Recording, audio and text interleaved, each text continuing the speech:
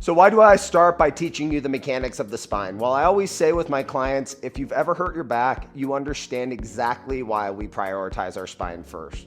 Spine pain is some of the most crippling pain that we can experience in our life. It's going to keep us from functioning in every day as well as in the gym. We want to avoid spine pain at all costs. On the other side, our spine is the foundation of our entire body. It's what everything else branches off of. You can think of your spine like the chassis in a car. Our hips are the back wheels, our shoulders are our front wheels, our spine is that nice stable structure in the middle that allows any of the power from the engine to transfer. This makes the spine a stable structure, which simply means the spine likes to stay locked in place as you move out of your hips and your shoulders, not out of your spine. Another way of thinking about it, going back to that car analogy, we would rather the chassis of that car be made out of steel than rubber, right? If the chassis is made out of rubber, doesn't matter how powerful the engine is, the car is not going to be durable. So the spine is a stable structure is what I want you to understand. Now, talking about that stability, let's get into the optimal position of the spine, which is a neutral spine position. So what makes this neutral position optimal? Well, when we look at the spine, it's a series of interconnected vertebrae with discs in between. We have a vertebrae, and then we have a disc that separates the two.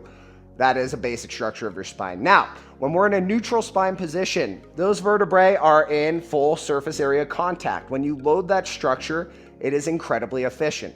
When we start to get into hypercurvature or start moving through our spine in deflection and extension, we take that structure from being symmetric and very efficient loading into asymmetry.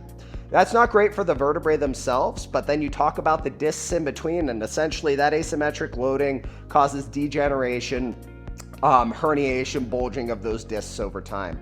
Even more so, if we're moving through our spine as we lift, we're essentially taking a loaded structure and then just grinding the disc down in between. All of this is to say, maintaining a neutral spine is the key to having a healthy low back, and more practically, that is the key to making sure we don't hurt our low back as we lift in the gym. So let's practically discuss how we create a neutral spine position. Remember, a neutral spine is just one in which our head, shoulders, and butt are in a nice straight line, and we have about one hand width of low back curvature. That last part is the most important. When we start to see bad back positions, it's because we're hypercurved in our low back, meaning we're either hyperextended with our butt sticking out, or we get hyperflex rounding under us. Neutral spine position is the middle 50% between those. So the way we're gonna find our neutral position is we're gonna go all the way forward into flexion, then slowly we're gonna stick our butt out and fully extend in our low back. And to find that neutral position, we're gonna go into the middle 50%. So slowly I'm gonna pull my ribcage forward, and that's about 50% on the in-between. You'll notice that lands me with about one hand width of low back curvature and that straight line we discussed. Now, this is the whole idea behind a neutral spine. I wanna utilize that curvature as often as I can. I don't wanna start getting hyperextended, hyperflexed, or moving through my spine as I lift. I wanna be in that neutral position that creates structural stability. Now, let's discuss how we maintain that spine position and what muscles we use to do so. Now that we understand a neutral spine position, let's discuss the muscles that we use to lock that position in place. Those would be the muscles of our core. Our core is a box of muscles that encircles our low back. It goes from the bottom of our ribcage to the top of our pelvis. Our core is there to lock our spine into a neutral position. That is to say, our core is an anti-movement machine. The implications of that in training is when we isolate our core and do core exercises, we're going to utilize movements that challenge our spine position and then force our core to contract isometrically to maintain that position. You could think planks, bird dogs, cobra extensions, side bridges, things of that nature. What we're not going to utilize is exercises that work our core at the expense of our spine, specifically core exercises that move our spine through a range of motion. Crunches, back extensions, Russian twists, they're going to be off the table for us. So let's talk very practically about how we activate our core and utilize our core as we exercise. One of my biggest pet peeves is when coaches expect their clients to know how to use their core without explicitly explaining how to do so. So let's go over that.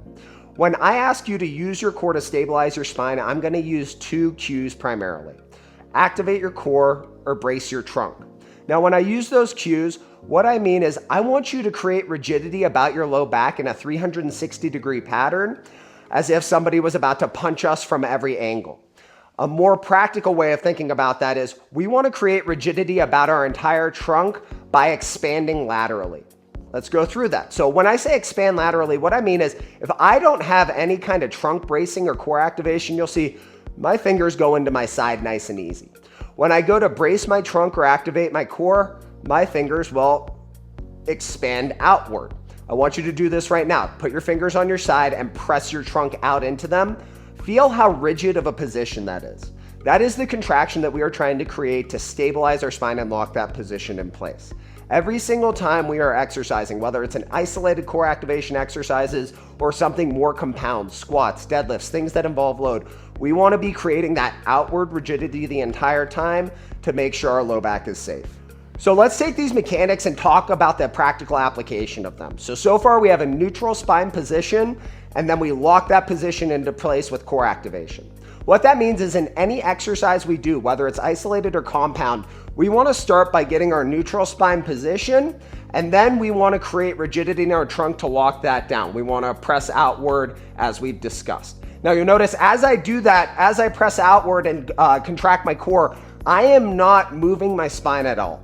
Our trunk contraction should not change the position of our spine. Once again, it locks down a position, it doesn't move us, right? So every exercise we do, we'll start with that neutral spine, we'll lock it in place with our trunk, and then from there, it's just about maintaining that. So if I'm hinging, I'm not moving through my spine, I'm keeping that neutral spine, rigidity out of my trunk and moving through my hips. Or if I'm talking about my shoulders, same exact idea. I'm gonna get my neutral spine, I'm gonna brace out with my trunk, and I'm gonna move through my arms, not my spine. As often as we can apply these mechanics to both upper, lower, and isolated body exercises, the more effective our spine is gonna be. There we have it, the foundational mechanics that keep our low back safe both inside and outside of the gym. I want to reiterate that I want you utilizing these mechanics as often as possible. The more often we find ourselves in a neutral spine position with our trunk bracing to support that position, the less low back pain we're gonna have. And conversely, when we start to lose optimal position, getting into hyperextension, hyperflexion, or we lose contraction of our trunk to maintain that position, that's where low back injuries are gonna start popping up. This is just to say our first and foremost priority in the gym and in real life are maintaining these spinal mechanics.